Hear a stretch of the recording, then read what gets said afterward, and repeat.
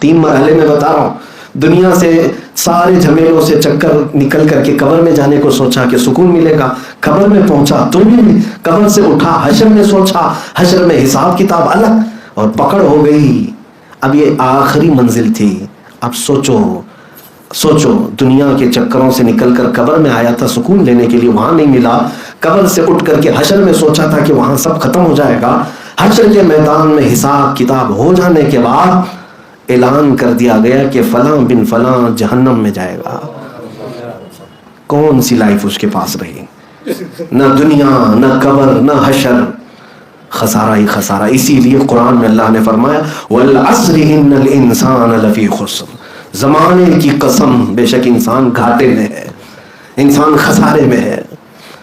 اور یہ باتیں وہ ہو گئی کہ اگر کسی کے نام کا اعلان ہو گیا قیامت میں کہ تیرا حساب ہو گیا, اب تو دوزخ میں چلا جا, جہنم میں جا, فرشتے بالوں سمیت پکڑ کر لے جائیں گے. الگ الگ انداز میں میرے آقا نے فرمایا اس کی منڈی کو, اس کے منہ کو گھٹنوں میں ڈال دیں گے اور اس طرح سے اس کو کھینچتے ہوئے لے جائیں گے. بعض کو تو محشر کے میدان میں ایسے لایا جا رہا ہوگا کہ ان کے انتڑیاں ان کے پیچھے کے مقام سے باہر نکالی گئی ہوگی. الگ طریقے کے عذابات کا شکار. اب کہاں سکون تھا اس کو, کہاں ہے؟ مجھے بتاؤ اے میرے عزیزوں, کیا اس فانی دنیا میں سکون لے لیا آپ نے؟ قبر میں بھی نہیں ملا, حشر میں بھی نہیں ملا, تو سب کا سب خسارہ ہی خسارہ ہوا. پھر ہم پوچھتے ہیں اے اللہ تو نے یہ زندگی دی, کوئی تو ایسی لائف, کوئی تو ایسی زندگی جہاں سکون ملے. تب پھر تمہیں آواز آئے گی کہ اگر تو اس دنیا کی لذت کو چھوڑ دیتا تو ہر لذت میں تیرے لیے تیار رکھتا.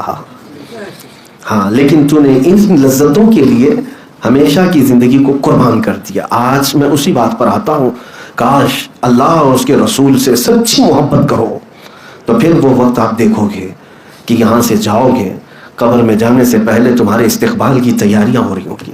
میرے آقا نے فرمایا تمہیں قبر میں رکھتے ہی فرشتے ہیں اسی رات کو یہ کہہ کر کے جائیں گے نم کنومت العروس, سو جا ایسے اب جیسے دولہا سوتا ہے نا, چین کی زندگی, لطف اٹھاؤ, قبر میں جا کر آرام سے سو. اسی لیے اعلیٰ حضرت کو سنو کیا کہتے ہیں, خاک ہو کر عشق میں آرام سے سونا ملا. ہاں, حضور کے عشق میں خاک ہو گیا تھا, تب جا کر کے آرام سے سونا ملا. جان کی اکسیر ہے الفت رسول اللہ کی, جان کی اکسیر ہے الفت رسول اللہ کی. اس طرف جب تک تم توجہ نہیں کرو گے, اسی لیے اعلیٰ حضرت کیا فرماتے ہیں, آج لے ان کی پناہ, آج مدد مانگ ان سے, کل نہ مانیں گے قیامت میں اگر مان گیا. قبر کی زندگی بہت طویل ہے.